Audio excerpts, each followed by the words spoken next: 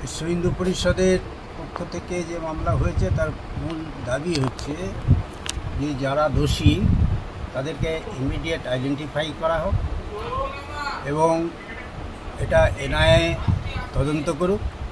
এর মধ্যে কোন জিহাদি সংগঠনের হাত আছে, কোন উগ্রপন্থীদের হাত আছে সেটা বেরিয়ে আসুক। এটা রাষ্ট্রের সুরক্ষার জন্য অতি প্রয়োজন।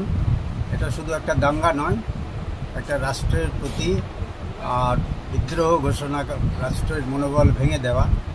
আর তার জন্য একে সেই পর্যায়ে তদন্তকে নিয়ে যাওয়া হোক। এটা কেন্দ্রীয় সংস্থা দ্বারাই সম্ভব, আর সেটা দাবি রাখা হয়েছে। এবং যারা ক্ষতিগ্রস্ত হয়েছে তাদের ঘরবাড়ি ভেঙে দেওয়া হয়েছে, জ্বালিয়ে দেওয়া হয়েছে, তাদের ক্ষতিপূরণ দেওয়া হোক।